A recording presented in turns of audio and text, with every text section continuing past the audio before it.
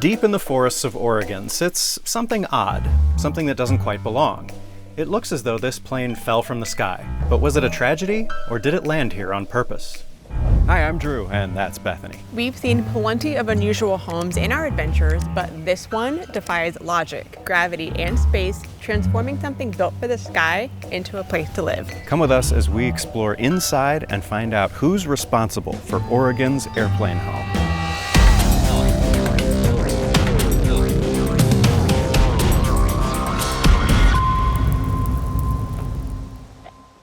You know what I do before I fly? Yeah, this is a true story, by the way. I get on YouTube and I watch compilations of airplane disasters.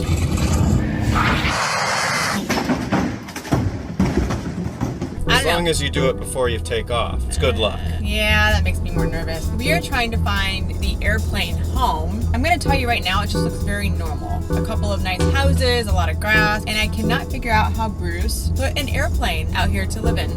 Boggles the mind a little bit. It'll be interesting to find out. From the Portland area, we'll head west to Beaverton and continue southwest on Farmington Road for about 10 miles to where it dead ends at 219. After a quick jog left and then right, we'll continue on Bald Peak Road. In another half mile, we'll veer left on Campbell Road and follow that 1.5 miles to a right on Holly Hill Road. In another mile, we'll look for a dirt driveway on the left. I think it's up here right around this corner. I imagine it's probably not a normal driveway. Did we get the right car for this? Nope. So yes, this is Bruce's property. It is his home. It is private property. But he is pretty hospitable. Like, if you do want to come visit, just try to connect with him first, because he is busy and doing other things. What is this? Different trailers and shipping containers? There's a bus up here? It looks like a blue school bus, but that's definitely an airplane sitting there. Oh, that's cool. This is left here, right? Left here? This is narrow. Crazy. We are right between these tree trunks. All right, let's go have a look at the plane. So to clear the air, it is private property, but we are here at the invitation of Bruce, and he's very hospitable. There's parking signs. There's even a sign that says overnight camping is allowed. Just ask Bruce and come and see his home for yourself. Wow, there it is. I can't wait to meet him. I know, it's going to be very exciting to see the inside tour with the homeowner himself. For a moment, we're going to kind of walk around and take in this 727 in the middle of the woods. I'll say. Reportedly, 3 commercial aircraft are retired every single day, which is a lot that just kind of goes to waste at the scrapyard. Yeah. But Bruce decided to take one of those aircraft and do something with it. In 1999, retired electrical engineer and aviation enthusiast Bruce Campbell purchased a decommissioned Boeing 727 from the Olympic Airways in Greece. Originally destined for the scrapyard, the aircraft represented an opportunity to Bruce. With 1,066 square feet of cabin space, plus cargo holds and a flight deck, he envisioned transforming the plane into a one-of-a-kind home. We're approaching the right wing. Oh my gosh, so cool. He even put lights in here, just like an actual aircraft. Yeah, those look glued on, but still very cool that the lights are here. A lot going on.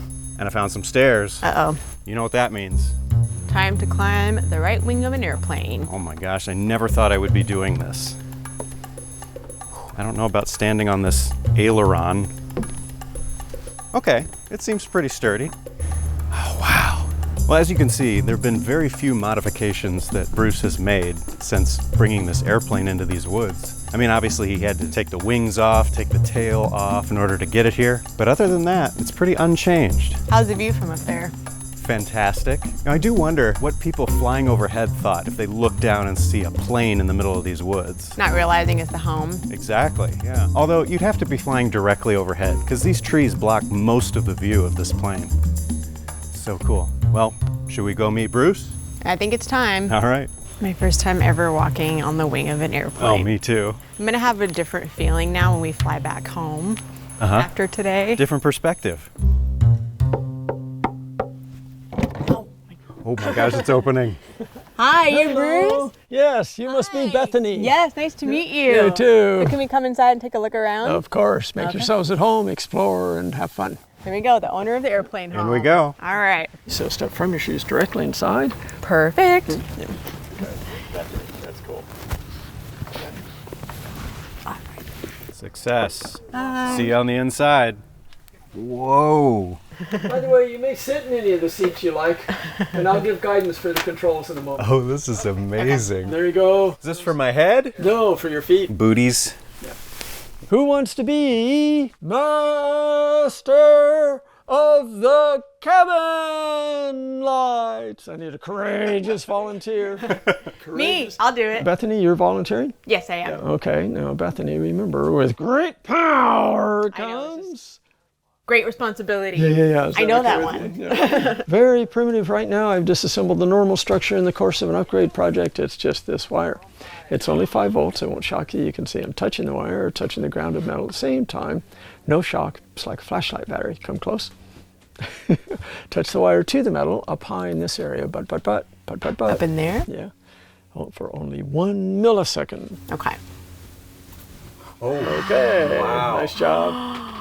Okay, Bethany, that'll give you about 10 minutes of cabin lights. Okay. When they go out, if you want another 10 minutes, just touch it again. But the great responsibility is to be certain the wire is disconnected, just angling in the air after you touch. I think I can handle that. This is complicated. So we are inside the airplane home in Oregon with Bruce, the homeowner, engineer, aviator. Can we call you an aviator of this I'm home? a pilot, but not active at this time. A pilot. And so I have to just ask, how long has this been here? 26 years. 26 years, so Yeah. since 1999? Actually, 2000 on this site, but it landed at Hillsborough Airport on Halloween Day, 1999. I think I read a fact somewhere that it came from Greece. Yep. Originally, was it flying over there for most of its life before retiring? Entire career. After construction by Boeing, it flew to Greece and served as a jetliner. Flew a full career and then retired and sat on the tarmac at Athens International Airport until I purchased it. And then we flew it to Hillsborough Airport for this project. Did you already have this location in mind, and that was kind of your property? I already owned the property, had for decades. Transport to this property was particularly awkward because of the logistics. You can't just fly it in, right? Yeah, sadly, yeah. And extraterrestrials didn't seem to be around to provide assistance, to just drop The us one softly time down. they aren't. You know, I was looking at photos of Joanna Ussery's home, the 727, I think it was in Mississippi. Yeah. Does she give you any inspiration? for Absolutely, yeah. I beginning? stand on her shoulders, basically. I heard her story. I'd already considered the vision and was thinking, well, how do I do this? How do you do this? Like, what steps 1 through 3? You have to commit yourself, basically. In this case, we had a daunting transport challenge. We had to squeeze through very tight areas, so we had to cut the wings off.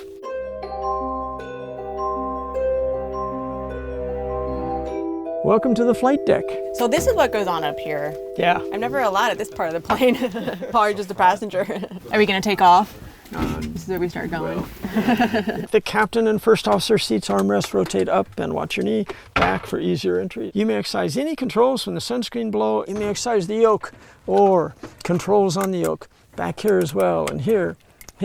Thrust levers, engine 1, engine 2, engine 3. Thrust, nay. Fire extinguishers, engine 1, engine 2, engine 3. Remember, turn the fuel pump and check valve off before you release the fire extinguisher fluid, if it's equipped with a check valve. You mustn't pump fuel into the flames while you're trying to put the fire out. I got a lot of responsibility after today. Turning on the cabin lights and now this. Yeah. There's a lot of pressure. Yeah. And you may wear the hats, and this is the real thing. This is Alaska Airlines first officer's cap. That's so funny. We flew Alaska Airlines to get here. So That's a good it's meant to be. All the rest you may exercise. Push any buttons, rotate any knobs, flip any switches, and this controls. That was this aircraft when it was in service. Oh, wow. That was the route it usually flew. Just a joke. I was like, wait a second. What movie is that from? 2001? Yeah, wow. Yeah, all right, I'll take it. Okay. That's awesome. Well, thank you for that tour. So again, I've never sat in something like this before. Even all the times I've flown an airplane, they never let you up to this area. It's off limits. So this is a first for me, and I'm sure for many people who come here. So thank You're you. welcome to recreate and explore as much as you want, as long as you like. So you did mention a shower and a kitchen. Is that something that we can see next? Yeah, Bethany, do this, please. Oh. Uh-oh. You're really good at that. I know he is. Well, This is what you do out here. That should be easy, right? You can do anything with your fingers you like. You can clean under your nails, you can sew fabric, you can do Yeah, the intricate hands are fabrication. Yeah. No matter what you want to do, you can interleave your fingers, you can clasp them, you can push things, pull things. Anything you want to do with your fingers, you just do it. If you want to separate wires, you just reach up and separate. You don't have to think about it, it's not awkward, you just do it. So what's the problem with this? my mind can't do it. My mind is not wired to do that. Isn't that weird? For electrical power, they open a service door on the right-hand side of the aircraft. It's on the outside. Right. And they push on a big power connector. And you have power. You have electrical power. So is that how you're getting power from the grid, and you're just, did you have to rewire anything to make this work, or do they talk? Well, they mostly talk, Okay. but I rewired in the early days to accommodate the LED technology of that era. Speaking of voltage, all of our lights have gone off. I gotta go maintain my job real quick. Master of the cabin lights is on deck. Yeah, there we go. Okay, well, now that our lights are back on, what else can you show us here? I mean, you live here, so you have to have a kitchen, shower, and those sorts of things. Forward lavatory is here. It's not utilized. The water runs in the sink, but it's not utilized as a lavatory. But you can use the sink there. That's good. Yeah. During the winter, it's cold here. This is Oregon. It's miserable, cold, I was dark, going to ask wet. you about that, too. It's awful. I'm usually in Japan at that time. But when I am here during the cold season, the aft section is blocked off. There's a styrofoam panel resting on the upper shelves. Yeah, I see that. Very crude upper shelves, and it goes in place to block off the aft section. Okay. That only gives me 2 or 3 degrees of improvement, but it's something. I was actually going to ask you if it gets hot in here, because I noticed all morning the front half of the plane is in direct sunlight. Yeah. So does it get pretty warm? Yeah, it does. Well, what do? Do you have internal heat or AC, or do you just open the door I and open let a the air hatch. in? Yeah, Okay. yeah, all open right. the hatch which you entered through, plus this one just enough to allow then you can get air a to cross pass through. breeze. Yeah. Okay. Living quarters for me. So that starts right here. This is kind of where you live. Yeah, right? until the forward landing gear support structure, the permanent one, is fabricated. The metal cylinder you see around the forward landing gear is framing for concrete or possibly polyurethane. And that's incomplete, so it's just sitting on temporary support structure now. And that's the wood structure that we saw out there. Okay, so eventually you're going to build up something underneath the landing gear up front and take that wood away. Yes. Oh, okay. And then I have freedom of moving mass anywhere I want in the aircraft. At this time, I'm trying to keep mass aft as much as I can. I see. To de-weight the forward area of the aircraft so that when we do that work, it'll be safer and easier. Oh, okay. Well, I noticed you're on a hillside. Yeah. And so the hill slopes down towards the front of the plane. And there's a considerable left bank in the aircraft. Yeah. So the supports you have in the back are not near as tall as the one you have up here. Yeah. Sleeping quarters? Yep. Okay. Futon sofa is where I sleep. Okay. So I ask my guests not to sit there because it's not for outdoor clothes. Fair enough. And food cart filled with food. Okay. Food on top. Workbench, which is extremely cluttered. You know, it looks like you're working on a lot of things, though. Yeah, lots going on. Yeah. And, some of them are static projects, which I may never get to, so they're going to be moved onto shelves. Fridge on your left. The fridge, and again, you have to have it near the back of the plane because that's where the Mass is. Yeah. that's where the mass needs to go. So I see we got a washer and dryer combo, or just washer. This baby came up without a scratch. How did you get these in through the back door? Yeah. Okay. With only 1 centimeter spare on either side. It was such a tight fit. You have the shower over here. Very primitive shower. I was going to say, this looks like it must be a shower. Yeah. So you heat the water here? You have hot water heater and all that? Yeah. So it's right below Bethany. Oh my gosh. There's a water heater from Home Improvement Store. Okay. This is the aft galley. Oh yeah, let's look at that. It's just filled with random material right now, but it could be used as a laundry room, for example. Yeah. And the forward galley is a kitchen. That was sort of my plan. You're definitely pointing out a lot of the potential that an airplane has as a home, Yeah. which I very much appreciate. With our version 2.0 project, which is based on a 747-400. That's a huge space. Yeah, it's big. It's 450 square meters, about 4,500 square feet. They're huge birds. And 14 lavatories, no waiting. Well, it depends on how big your family is. Yeah, indeed. Is this the lavatory? That is the guest lavatory. This is a lot bigger than the airplane lavatory that we flew on yesterday. The lavatories have a portable water heater, an inline water heater. Actually, it has a small storage tank. So Okay. at least with this model aircraft, there's a small storage tank. It was enough to wash your hands, but not much more. That goes out, I think, to the, is that an exit? At the back door? Yeah, so I think we saw this when we first came in.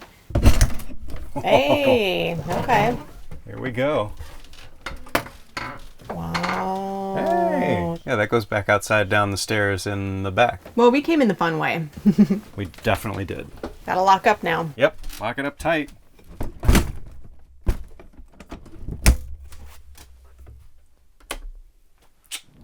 So Bruce, what is the future for this particular airplane home? Since you're working on 2.0 now, are you hoping to sell this eventually? If version 2.0 is successful, I'll try to find someone for whom this vision is really important, such that no matter how much money was waved in their faces, they won't sell. They'll preserve the aircraft and utilize it as I do for the benefit of the community. That would be ideal. Yeah. Well, thank you so much for the tour of your amazing home. My pleasure. I appreciate it so much. My pleasure. From above, it may look out of place, this airplane with no runway. But on the ground, it stands as a testament to creativity and ingenuity, redefining what a home can be. For years to come, it will remain both a living space and a lasting reminder that true functionality begins with curiosity.